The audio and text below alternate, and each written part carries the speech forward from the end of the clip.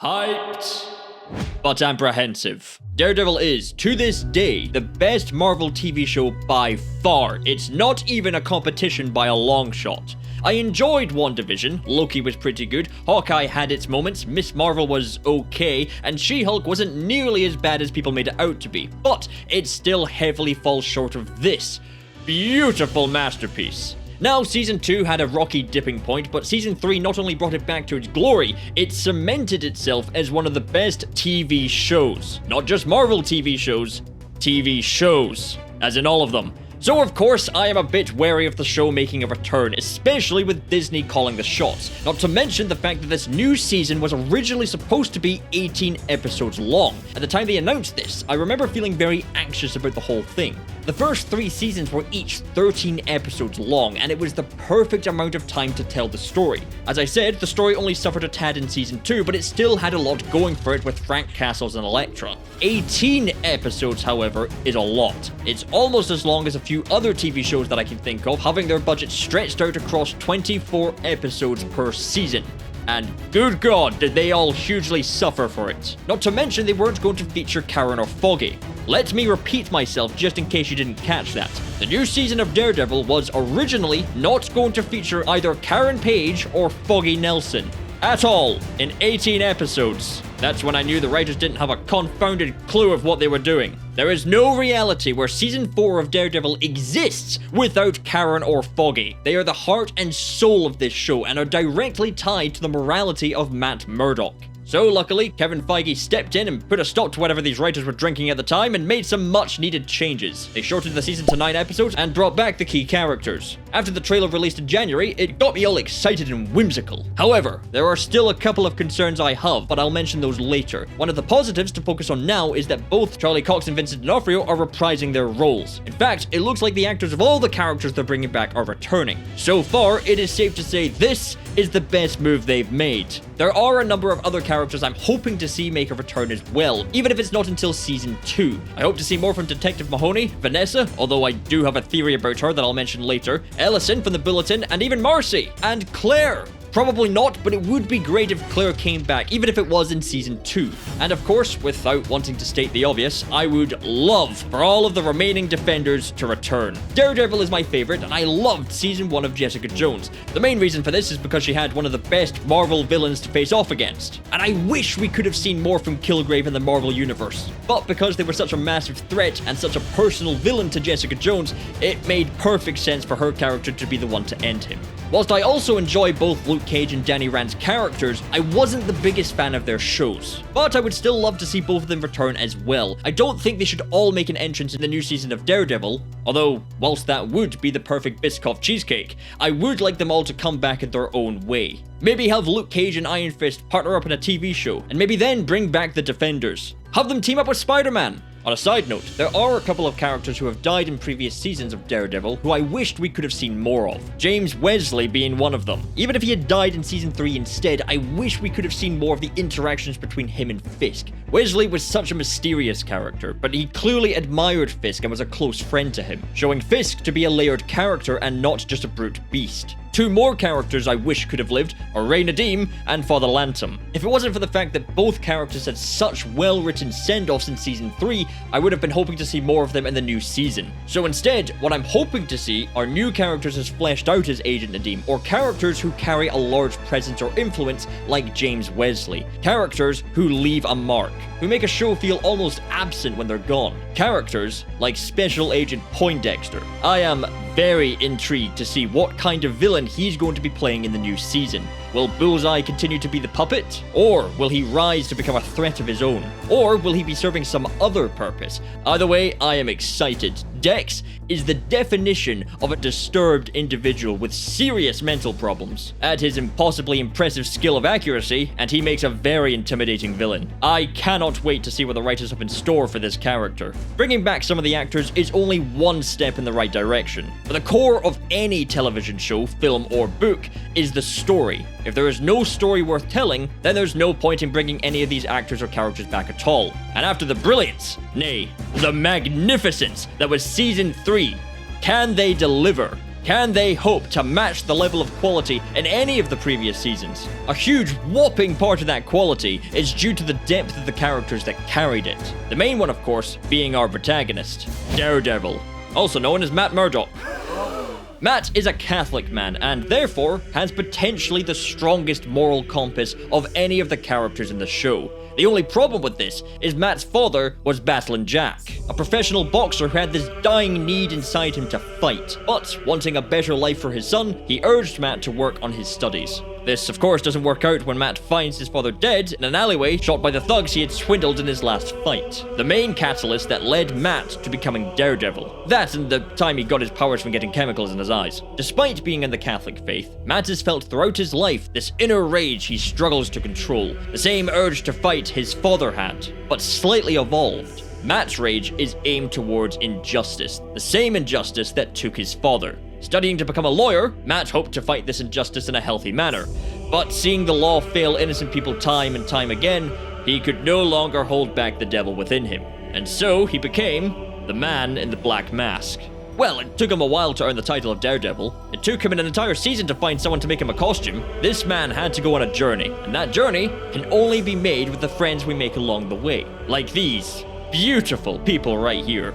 Karen Page and Foggy Nelson. Two excellent characters who are a huge part of the show, and were very nearly not in this new season. I'm being deadly serious when I say the people who thought that was a good idea should be fired. They clearly didn't watch any of the previous seasons, otherwise they would have fallen in love with this beautiful man. And Karen Page is usually the one doing all the heavy lifting, carrying the second half of the story each season. Season 1 with Ben Urich, Season 2 with The Punisher, and Season 3 reporting on Fisk. Foggy Nelson proves each season just how excellent of a lawyer he is, but also how big of a heart he has. The show is nothing without these two characters, and Matt is lucky to count them as his friends. The friends he's not so lucky to count on are these two knuckleheads. Both Electra and Stick have added a lot of chaos into Matt's personal life, both of them claiming to be the better part of his life, or rather, the only part of his life that should matter. This of course isn't true, as we've seen the stark contrast with Matt's relationship with Karen and Foggy in Season 2.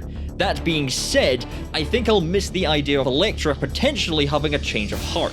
While she challenged Matt's beliefs in Season 2 and acted as a sort of temptation for trying to make him break his rule of not killing, she was also tempted by Matt to change her ways. And if she hadn't died at the end of Season 2, she very well may have. But now that she died in Defenders, it's possible we may never see her return. But that would be an interesting twist to happen in Season 2 of Daredevil Born Again. We never did see her die, so there is every chance that could happen. It all depends if the fans want it or not, as I know not a lot of people were a big fan of the Hand storyline in Season 2, myself included. The first half of Season 2 was fan-fucking-tastic. The second half was not bad, but the main reason it's seen as the lesser of the three seasons is due to not having a prominent villain. The District Attorney was an interesting antagonist for the first half, until she died at the halfway point. The Punisher felt a bit absent for the finale, and should have been more involved in the story with Daredevil and Electra. Instead, it felt like two main stories running side by side, Punisher being the more interesting of the two. Plot regarding the Hand is now no longer interesting given how Defenders turned out, and the return of Nobu, whilst being a good twist, wasn't able to deliver on being the main threat of the season, partly due to the fact we know next to nothing about this man, other than the fact that he's now an undead ninja. Both Stick and Electra's stories are resolved in Defenders, which makes rewatching Daredevil a bit harder, as you now have to decide if you want to include watching Defenders between Seasons 2 and 3. I personally don't think it's necessary, as Season 3 returns to basics, bringing back the best villain of all. Whilst I wish she wasn't wasted in Defenders, I am glad to know she won't be a wildcard in Matt Murdock's life anymore. Season 2 was the hardest to watch, not because it was bad, but because it was tough watching three characters who have such great chemistry and a solid relationship fight throughout the entire season. Season 2 is now easier to watch after Season 3, knowing it all ends well with Nelson, Murdock, and Page on the napkin. Speaking of which, this must be where Born Again picks up from. Even with a time jump, Nelson, Murdock, and Page must pay off. There of course can be disagreements between these characters, but I really don't want to see them fight for a whole other season again. I want to see them work together, using the law to the best of their ability, fighting Wilson Fisk. And when that fails them, out comes Daredevil, with some support from both Foggy and Karen. Only some, as they obviously still care about their friend and don't want to see him get hurt. I mentioned earlier, I had a couple of concerns with the trailer. The biggest concern I had was that Karen and Foggy were barely present, meaning one of three things. Number one, they are simply saving all of their scenes for when the show airs. Number two, they're not playing a very big role in this season and will be acting more as a cameo.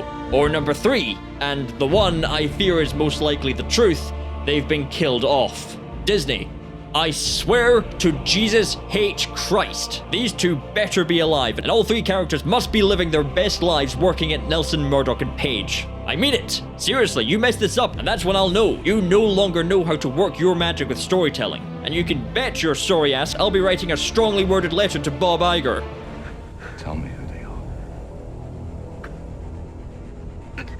are. No, they. Him. It's one man.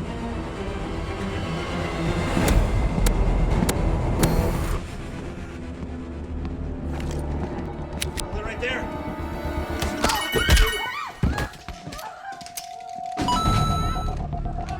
I like to think it goes without saying why we're all excited about the return of Frank Castles and the prospect of what that might bring.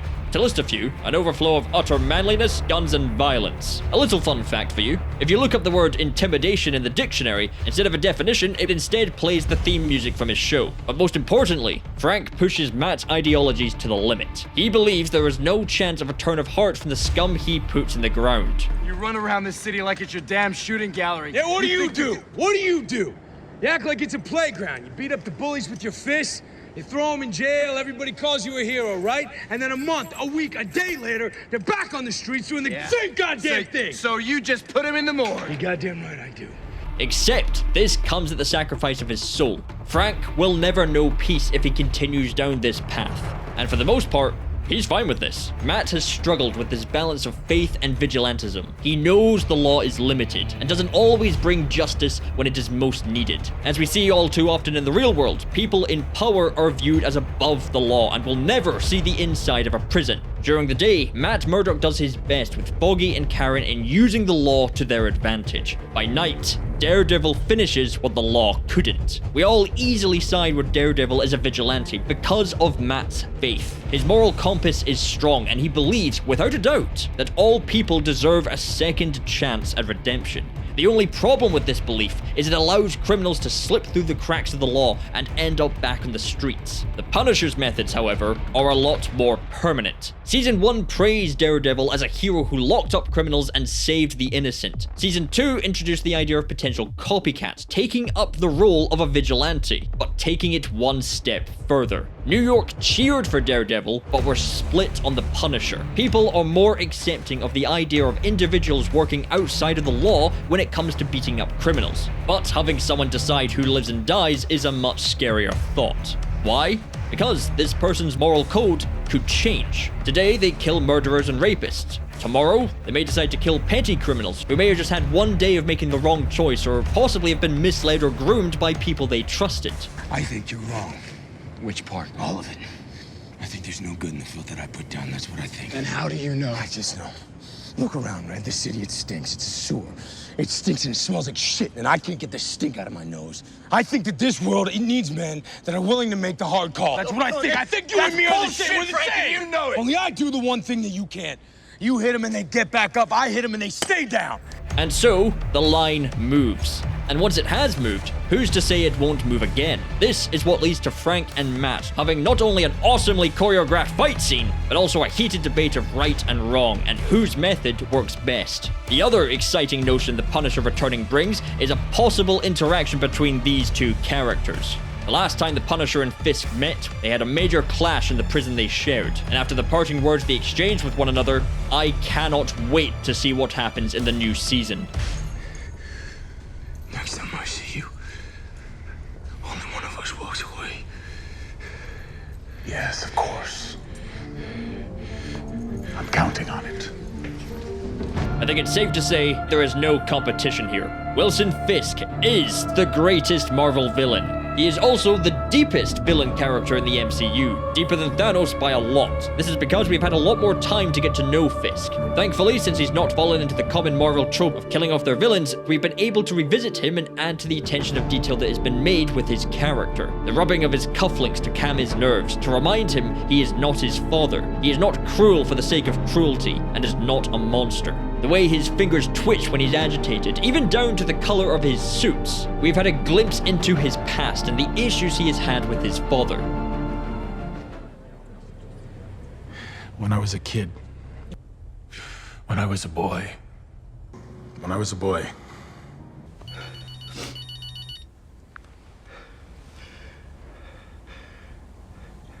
Hello? When I was in prison. He has human emotions. We have seen him when he's vulnerable, sad, and scared. We've witnessed him do daily normal activities, eating breakfast and picking out his suit and cufflinks. The man has a ritual. You can tell he's been watching those rich people's morning routine videos who have the luxury of not having to go to a full-time job. And the painting, Rabbit in a Snowstorm, is reminiscent of the wall of his childhood home, reminding him of when he took up the hammer and murdered his father. The painting makes him feel alone. But eventually, instead of looking to the past and relying on its dark shadows, he now looks toward Vanessa, towards the future, and steps out into the light. The painting is now a reminder of his love for Vanessa.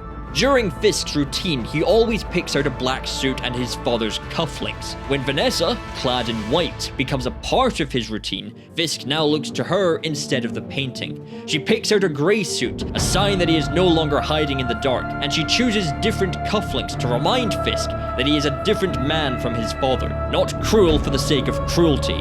Cruel only for necessity, or at least what he believes to be necessary. His relationship with Vanessa makes him human. He does monstrous things, but he yearns for a connection. He wanted to prove to himself he was capable of love, and capable of being loved. He loves his city, and genuinely believes what he is doing is the lesser of two evils. He will do anything to make it a better place. Her white added to his black, he is now a shade closer to the crime boss he is meant to be. And in season 3, he wears his iconic white suit when no longer in hiding. He is the devil in white. The road to hell is paved with good intentions. As I mentioned earlier with Vanessa, I have a sneaky suspicion she won't be present in the new season of Daredevil. I believe the reason Fisk is now out of prison and was able to rise back into power after the events of season 3 is due to the events of Infinity War. There is a chance they are going to reference the snap. And if I were to guess, I would say Matt, Foggy, and Karen were all snapped away. And I also believe Vanessa has turned to dust as well. The only one left behind is Wilson Fisk. And with nothing stopping him from breaking out during the chaos, he reclaims what he lost. To me, it's almost a no-brainer to bring the events of Infinity War and Endgame into the new season of Daredevil. How else would it make sense after what transpired in season 3? The whole climax of that season is Matt's victory over Fisk and sending him back to prison. They even mention this line right at the end of the show. You trust that he'll keep his word? I mean, I trust that he loves Vanessa. As long as she's free, he should stay away. If she gets hit by a bus tomorrow? Well, then we'll cross that bridge. Whatever happens, I am confident it involves Vanessa no longer being a part of Wilson's life, and therefore can no longer be used against him. You can build a prison of stone and steel, but you merely present the prisoner with a challenge. Any truly determined man will find a way out. But love. Love is the perfect prison. So you see, Agent Nadim, I am always in prison, wherever I go. And if these things help me protect Vanessa, then they are nothing to me. But all that now means is that these two are once again destined to clash. The reason season 2 may have also felt like a step down is because there was no replacement for Fisk. The Punisher made an excellent entrance and is responsible for the first half of season 2 being so good, but the Punisher wasn't the villain of the story. He was an antagonist that challenged Matt's moral compass, just as Electra did, but there was no definitive villain for the season for us to root against. Whilst Fisk did end up showing up as a surprise twist halfway through the season, his main purpose was to push Frank's story forward and continue the rivalry between Matt and Fisk, reminding us that we'll be seeing more of him. I can break you without breaking a single law. You may have expensive lawyers, but with one envelope and $6 postage, I can make sure Vanessa never sets foot on American soil again. Speak her name again! Go ahead! Yes, the son of a boxer. When I finally get out of this cage, I will dismantle the lives of the two amateurs that put me in here! You, Mr. Murdock, and Franklin Percy Nelson. I'll chop both the heads off of that snake, and I'll spend more than $6 on postage to bring you down. You see, you're worried that Frank Castle will wreak havoc on Hell's Kitchen.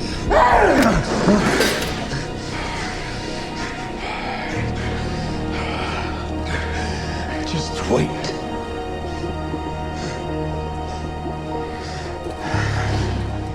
We can't talk about the rivalry between these two characters without discussing the absolute masterpiece that is Season 3.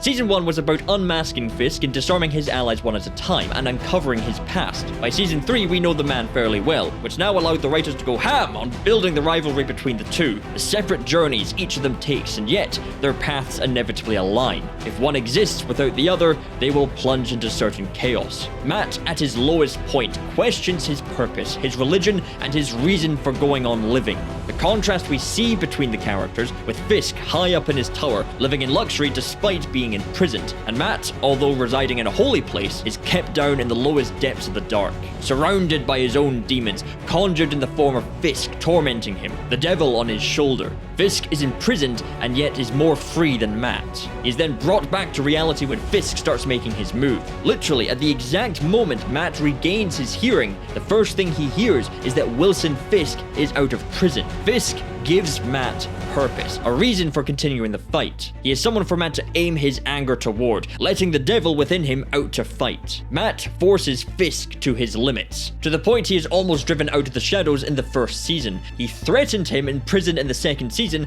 and then proved just how much of a threat he truly was once his identity as Daredevil was revealed to Fisk in the third season. Go back to prison, and you will live the rest of your miserable life in a cage, knowing you'll never have Vanessa.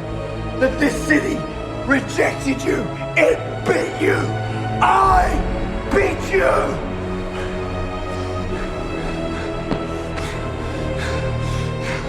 You keep my secret, and you won't harm Karen Page or Foggy Nelson or anyone else.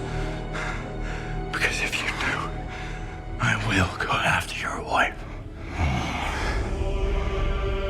The rivalry between these two is undoubtedly the greatest in the MCU. I just hope Disney gets it right. These two are destined to fight forever, but I would argue not alone. I do hope Fisk continues to rise as one of the most influential villains of the Marvel Universe and forces all of the Defenders plus Spider-Man to team up and take him down. Or perhaps even the Avengers themselves with Matt Murdock leading the charge. But that's probably just fan service and wishful thinking on my part. Although, come to think of it, the show was cancelled. You could say it was wishful thinking that brought it back.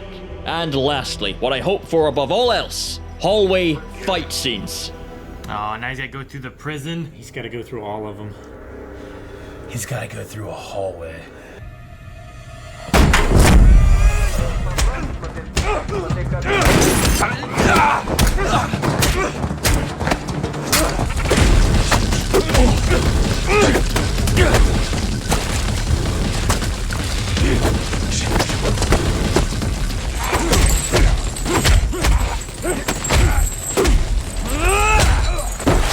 How long has this been this child? Since the phone. How long has this been the shot? Since the phone. Fuck!